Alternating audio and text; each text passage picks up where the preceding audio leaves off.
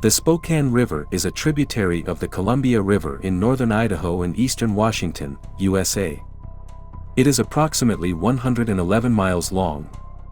On February 22, 1990, the body of Yolanda Sapp, 26, was discovered dumped along the Spokane River. A month later, on March 25, 1990, the body of Nikki I. Lowe, 34, was discovered dumped near the Spokane River.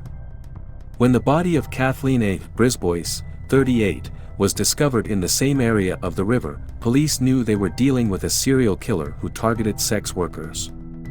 All three women had been shot to death with the same caliber pistol and then abandoned in the open to be found. That wasn't the only thing the women had in common. Sharon Headland, deputy Spokane County prosecutor, later revealed in court that the three murdered women knew each other.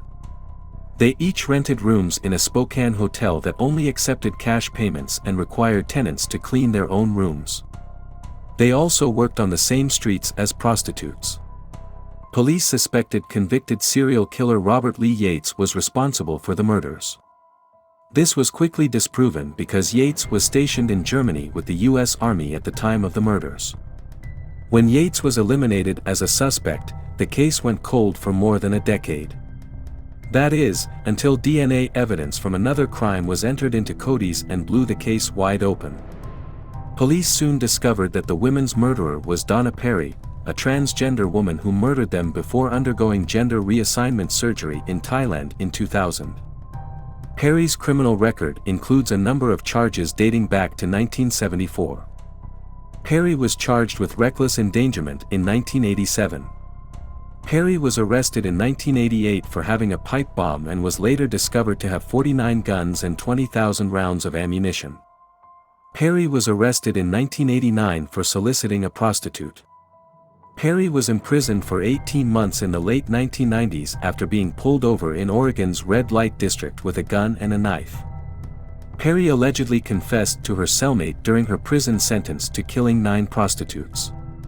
When Perry was arrested in 2012 for illegally possessing firearms, DNA obtained at the time of her arrest revealed a link to all 3 earlier murders. There was also additional evidence linking her to the crimes. Perry shared a motel room with the 3 women and another sex worker named Claire Ann Galloway at the time of the murders.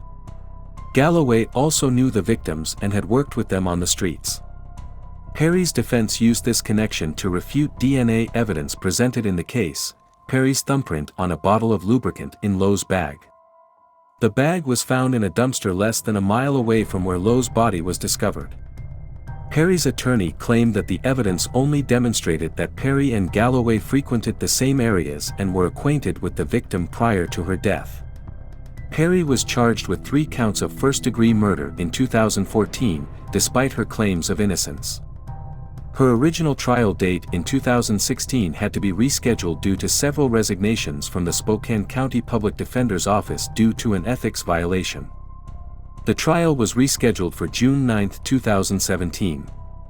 Prosecutors in the case insisted that Perry underwent gender reassignment surgery specifically to avoid being charged with the murders of these 3 women and possibly others. Perry's reference to her pre-op and post-op selves as 2 distinct identities fueled this belief.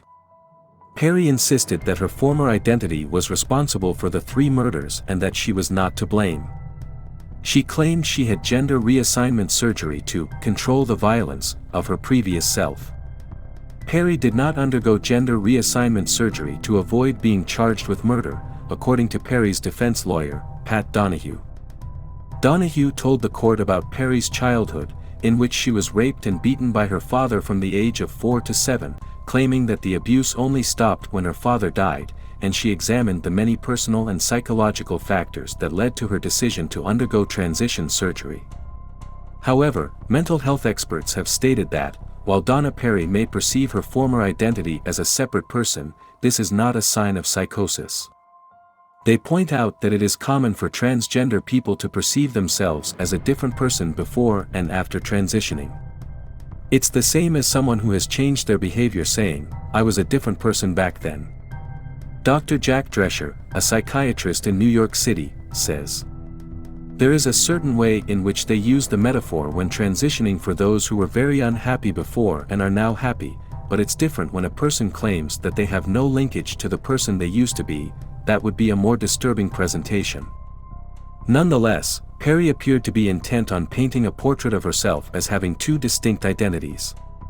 When detectives asked her why the murders had stopped, she told them, "Douglas didn't stop it, Donna stopped it," according to affidavits filed in the case. "I'm not going to admit that I killed anyone. Donna has never killed anyone. I'm not sure if Doug did or not, it was 20 years ago and I'm not sure if he did or not."